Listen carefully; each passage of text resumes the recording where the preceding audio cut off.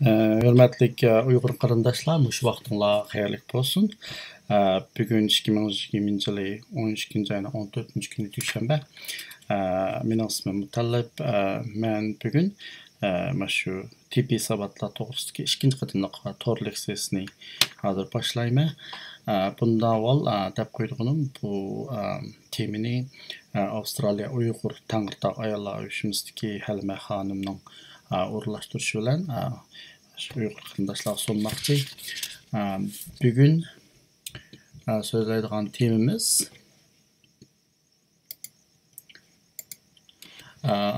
köp uçuraydigan zəxminlişlər. Bunun içində asaslığı 3 temini sözləyimə, qısqa qılıb sözləyimə. Birincisi bu müyürünün zəxminlişi, yəni müyürünü aylandırılan toxulmunun zəxminlişi. İkincisi ceynəknin zəxminlişi. Üçüncüsü bəlinin zəxminlişi, bəl ağrığı. Avval birincisi hem de şu müyürünün zəxminlişini degen çağda müyürünü aylandırılan toxulma, yəni rotator cuff deyimiz. Bu zəxminlən çağda bəzide məşindaq özülüb gidiləgan qismən alda yoki bütünlüy özülüb gidiləgan və yoki məş zəxminlişdən yallıqlandığan işler kep çıkıdı. Bunun için kısıklanma şu müyürünün tüzülüşünü bir görüp etsek, bir yerde müyürde bana o okurak soğuk, andikin ma müyür çünkü andikin ma kolun yukarı kısmının soğukları, andikin meyadaki muskulla, bu muskulların ahir kısmı adette peyla buldu. Bu peyla muskullarını şu soğuklara çaplap durduğun kısım muşu arkalık müyürünün aylanışı normal hareketi vücuduk çıkıdı. Hem de bu müyürünün en köp uçuraydıgan zəxminlişi abetimiz degəndək şu müyürün aylandığan toxulmalarının ki zəxminlişini kep çıkan yallağılmış inflammation yoki olmasa tendinitis deyimiz ve paining ki zəxminlişi. Bunun asaslıq səbəbləri en mühim bu adedin ziyade köp işiltiş. Məsələn bir misal yapıyorsak maşınlarında unutulduğun mekanikler, uzun müddet kolunu yani ki müyürünün kısım hareketleri adedin ziyade köp boğanlıqdan uzun müddetlik işiltiş jarayonida zəxminliş kep çıkıdı. Andaki bunun qoşulub bəzida tuyuqsuz tatlı, sözlüş hareketleri bu zəxminlişini texnik küçəydi. Ciddi ağırlıqlarını peyda qıldı. Bunun asaslıq alametleri qandaq degen çağda asaslığı şu müyür kısmı bilen kolunun bilekinin ki yukarı kısmı ağrış. Andikin şu müyürünün hareketi, şu bilekinin hareketleri bu ağırlıqını küçəytiyordu. Adette rentgen X-ray kan çağda adette normal çıkıdı. Hem de alaydı bir anda uzun müddetlik zəxminliş olup kalsi çökmesi peyda olğan bolsa şu görünmesi adette rentgende normal halat çıkıdı. Asaslıq bunu yani biz ultrasound arqılıq diagnosini qılımız. Hem bu davalaş qandaq davalaş etbarımız degen çağda mesela bunun içinde adatik usullarını bunu konservatif treatment dep koydum. Bunun içinde şu ağırlıqını keltip çıkan hareketlerden saxlanış, ondan başqa şu issiq yoki soğuq bolaq pack, hot pack or cold pack, ice pack şularni qo'yish orqali yallig'lanishni pasaytirish, og'riqni pasaytirish. Ondan başqa ulab davalash, masalan şu og'riq pasaytiradigan har xil malhamlarni ishlatib ulab davalash. Andikin şu hormon steroid, corticosteroid deyimiz. Bunu şu yerli kurğunğa ultrasonunki körüp durup şunun arqılıq şu yerge canlı bilen şu steroidni uruş. Bu usul hem de şu mesela steroid dediğimiz en güçlük yallık qaytırdıgan doğru hesaplandı. Şu an bu ciddi ağırlık zəxminlişini bu steroid okul qıpırğan çağda belgili klinik şekil buldu. Ondan başqa fizikalik davalaş. Uzun müddət fizikalik davalaş arqılıq şu müyürünki müyürlük abət degəndə muskullarını küçəytiş arqılıq bularning peyga, boğumğa kep çıqıdığan besimni yengilletiş, şu arqılıq ağırlıqni pasaytish. Lekin eng oxirgi bir usul operatsiya. Hamda agar bu zaxmlanishni ig'ir bo'lsa, masalan, ko'rsatib qo'yadi. Asosli 4 cho'ng pay bor. Shu 4 cho'ng muskulni tutashtirib, shu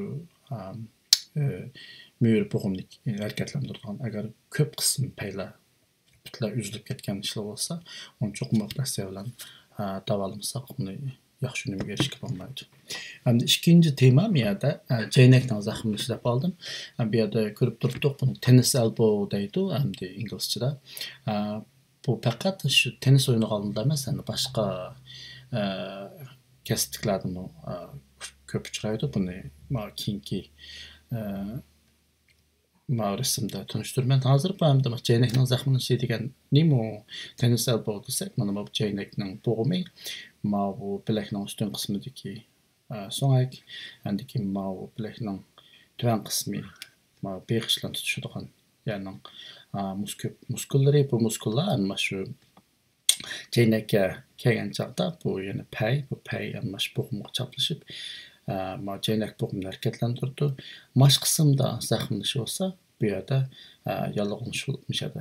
Harakat qanday qiladigan, ya'ni ahvollar kelib chiqadi. Buni biz tennis elbow deymiz. Buning abet deganda faqat shu satki top o'ynaydiganlar emas, boshqa golf o'ynaydiganlar, yog'ochchilar, shu tomchilar, lekin shu muzika asablarni chaladigan, masalan, violin chaladiganlar, uyda ko'p xizmat ishlaydiganlar, masalan, qo'lning xizmati, harakati ko'p bo'lsa, bularda adat yosh dairesi 30 yaşından 55 yaşa tarafta. Bu yana bir haddi ziyade köp işletiş keltirib chiqargan zaxmlanish. Buningki qandaq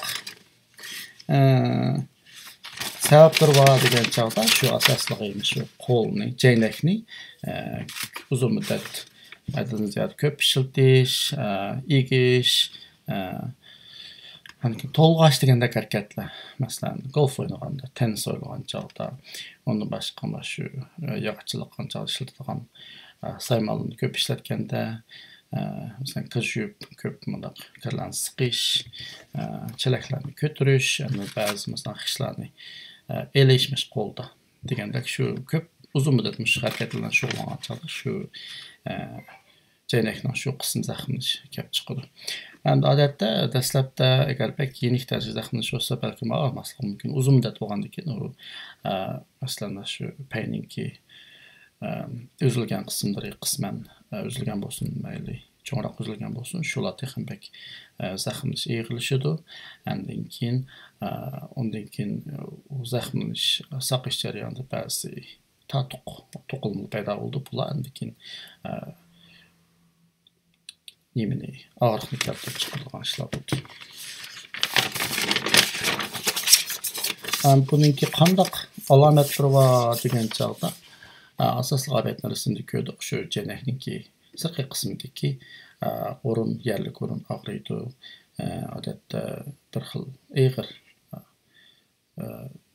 og'riq bo'ldi. Undan keyin eg'ir deganimiz dalak, bir xil shira og'riq. Undan keyin asta-asta ba'zi harakat qilgan chog'da sanchib og'riydi. Undan keyin baxshini suqlagan chog'da o'rilib, qo'lni harakatlantirganda og'riydi. Undan keyin shu qo'lni bir narsani tutib, harakatni bir narsalarni ko'targan vaqtda og'riydi. Masalan, choyni qo'yadigan chog'da, chaynakni tutgan chog'da, undan keyin dazmol sag'anda, dazmolni midratgan vaqtda, yutgan vaqtda. Yani ishning ochgan chog'da, to'lg'on harakatlarda shu chog'da og'riydi. Hatta ba'zi bir stakan suvdan tutgan chog'da qo'lni tishni cho'tkilagan vaqtida qo'l ilishib ko'chganda degandek holatlarda yana og'rishi mumkin. Buningki qandaq davolash usullari bor degan chog'da odatda bu tennis elbow uzun muddat og'riydigan bir xil to'qilmaniki zaxmlanishi, lekin davolansa yaxshi bo'lib ketadi. Ko'p qismi shu zaxmlanishninki dastlabki ciddi zahmlarga vaqt qildigan ishlarimiz armelish, andan keyin shu muz bolaqni quyish, ice pack, andan keyin shu qo'lga ba'zi mundaq bandage-ni mundaq o'rash, taping deydi, shuni qisib bo'ldi. Ondan başqa yana o'xshashlar bu tenis alboğumu, jenekning zahmlanishimi uzun muddatlik shu fizikalik davolash. Bu orqali mash qo'lninki bilakning oldin qismidagi, tuvan qismidagi muskullarninki kuchini oshirish, andan keyin shu orqali payga kelgan besimni yengiltish, andan keyin og'riqni pasaytish. Bu yerda deydi, yana burunqi holatda shu, yana albatta degandek hormon, corticosteroid deyilgan steroid injection, shuni ukol qilib yerlik o'rindiga qildigan usullar bor, lekin yaqin bir yildan ichida u usulning unumli yaxshi emas deb qaralib, uni o'rniga boshqa alayda masalan o'zininki shu qonni elib, uning ichidagi payliq shu qismini onu süzüp bunu diken qaytadan ukol qilib turgan buni aytib bir alayda davolash usuli. Buni odatda shu maxsus shu jeynakni davolaydigan so'ng mutaxassislar shular davolaydi. Odatda uni alayda shu doktorlarga, specialistlarga öğretip berish kerak, mutaxassislarga.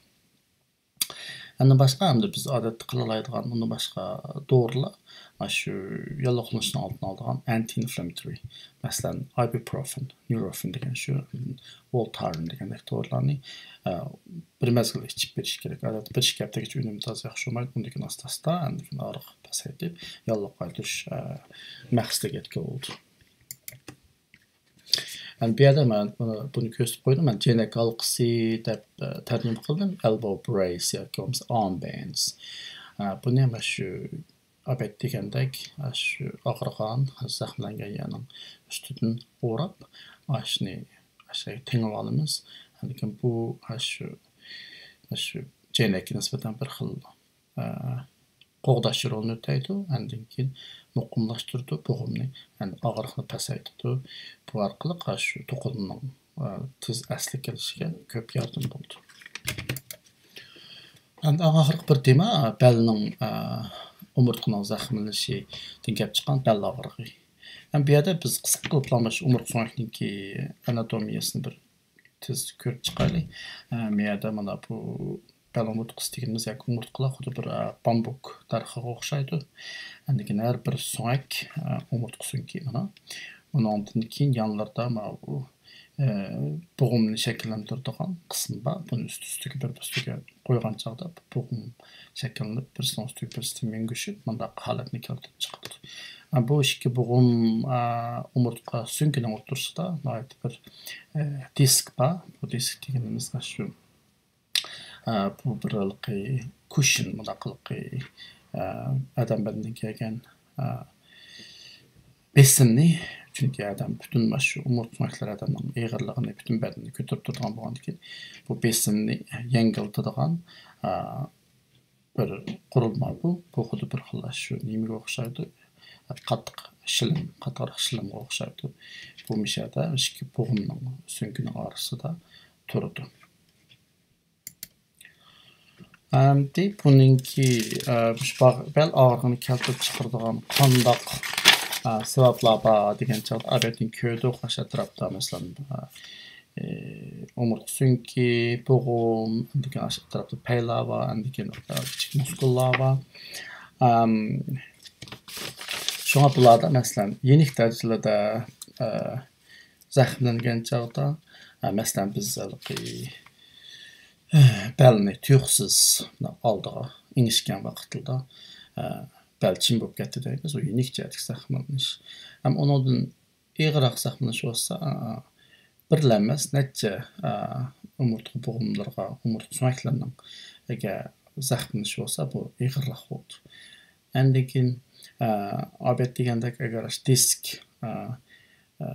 o'rnidan qo'zg'alib ketgan bo'lsa, masalan shu ingishib ig'ir bir narsa ko'targan vaqtda disk orqaga poltib harakat o'tkazadigan ishlar bo'ldi. Bu vaqtda bu disk andan keyin albatta degan bo'g'imlar agar zahmlanib aldı keyniga, bu keyin tarafga yo'tkalgan bo'lsa, bu chog'da chunki umurtqaning ichidan chiqadigan nerva yıldız bo'ldi cho'ng. Ondan keyin nerva yıldızlar astasida kichik nervlarni taqitadi butun badan amirga. Shu nervining yıldız qismini besib olsa, o chog'da nerv og'riqni keltirib chiqaradi, nayt xuddi tok soqqandek. Ondan keyin bu og'riq ashpaldan so'ngach tarafga, yan boshqa parçaq tarafdagi taqiladi. Buni hamda sciatica deymiz odatda. Nerv pain, shu nervning og'rig'i. Ondan başqa mana shu jiddiy zaxmlanishdan sirt odatda yaşanğanlarda shu bel so'nggi umurtqasi o'sib qolibdi deymiz. Osteoarthritis. Ondan keyin mana shu umurtqa so'ngginiki yoki so'ngginiki shalang'ishisi osteoporosis deymiz. Ondan başqa shu har xil o'smalar kanser, ashlar shu bo'g'imlarga taqildi. Masalan, erlarda bo'lsa prostat kanser, ayollarda bo'lsa boshqa hattoki kanserlar mana shu qo'saq qismi, undan keyin mana shu das bo'shliqlaridagi nimalar, kanserlar, o'smalar shular taqilib so'nggi buzg'unchilikka keltirib chiqaradi. Yani bu tarafdan qandaq davolash ep barmiz degan chog'da albatta degandek shu belning zaxmlanish belning og'rig'i yenik ig'ir holatlarda bo'ldi, o'xshamaydi. Shunga ko'p qismda holatlarda chiniqayotganda, tinta preparatlar shug'ullanayotgan chog'da masalan ig'irlarni aslan ko'tarayotganda bo'lgan ekan bu zaxmlanishlar. Shunga biz mush taraflarni chiqish qilib, masalan chiniqqanda palatlayotgan chog'da mana shu belning qayrilishi, chim bo'lishi oldini oladigan tadbirlarni qilishimiz lozim. Masalan, tuyuqsizlanmash, ig'ir bir narsalarni ko'tarish degandek ishlardan jiddiy zaxmlanishga olib chiqqan harakatlardan saqlanishimiz kerak. Ondan başqa shu qandaq lekin hamda bu zaxmlanish bo'lgandan keyinmi masalan qandaq harakatlarni qilsak yana o'zimizning shu belninki bo'g'imlarni jonliq aktiv holatda saqlay olamiz deganda masalan yenik darajadagi mengish, undaq yugurish emas, yenik tezroq mengish, lekin unda qattiq yerlarda emas, yumshoq yerlarda badan besim kamiga holatda mengish. Lekin so'zish mana belga nisbatan, bel og'rig'iga nisbatan eng yaxshi chiniqish usuli bo'ldi. Lekin biz o'ltirgan vaqtlarda uzun muddat bir o'rinda uzun o'tirishdan saqlanish kerak, masalan mashinalarda. Ondan keyin eng muhimi o'zimizning badanninki nimasiga, holatiga diqqat qilishimiz kerak. Masalan, undan keyin damog'ama uxlaganda qanday qilish kerak degan chog'da yostiq past bo'lishi kerak. Undan keyin odatda yonchila tarafni besib, yon tarafni besib uxlash kerak. Masalan, uni o'ngdisiga yoki uni dum yetib qolmaslik kerak. Bu chog'da belga keladigan belomliqlar besim cho'ngib ketadi. Undan keyin mana shu karavotniki matrasini tanlagan chog'da obdan matrasini tanlash kerak. Chinroq, har qanday yumshoq, bo'sh, purchunliq egilib ketadigan matraslar bo'lsa, bu bel og'riqni texnika ig'irlashtiradi. Undan keyin mana shu nimalarni ig'ir narsalarni ko'targanda qanday qilish kerak degan chog'da odatda bel zaxmlangan vaqt, yenikdan zaxmlangan vaqtda 10 kilodan oshiq narsalarni ko'tarishga bo'lmaydi. Undan keyin shu bunday ingishadigan, dumchiydigan, zo'zib o'tiradigan ishlarni qilmaslik kerak. Bir narsani yerdan oladigan chog'da masalan cho'qim mana shu paqalchoq bilan tizni bir peshona o'rnida ishlatib, uni egib turib, belni egmak shu orqali qilish kerak. Bir narsani yerdan olgan chog'da. Yana birisi mana shu badan ig'irligini kontrol qilib turish kerak. Chunki badan ig'irligi bizda mana shu bel umurtqasi, umurtqasiniki u bir xil uyning turkiga o'xshaydi.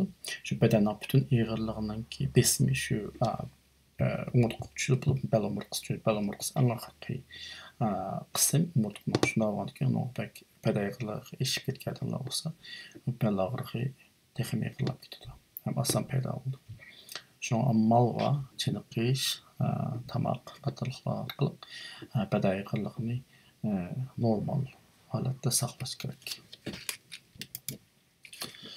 andan keyin o'zimizni aktiv holatda tutishimiz aktiv deganimiz asosli yana harakat qilib turish kerak yenik harakatlarni o'zimiz bel og'rig'ini kuchaytirib o'tmagan holatda yana harakat qilib turish kerak chunki harakat qilmagan chog'da bu bo'g'imlar texnik qaytib oldi qon aylanishi yaxshi bo'lmaydi andan keyin shu zaximlashniki asta kelishi texnik uzrab ketadi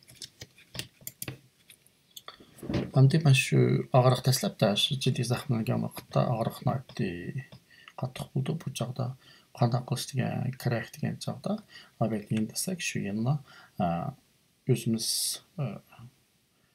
chiday oladigan yenik harakatlarni qilib turish kerak shundan bir vaqtda agar shu muskullar tortishib qisqarib spazm muscle spazm boshlar bo'lsa belning umurtqasi taraflarida o chog'da muvofiq dam olib yetib dam olsak bo'ldi endi yaxshilangandan keyin yana davomli o'zimizni aktiv qila oladigan harakatlarni qilib turishimiz kerak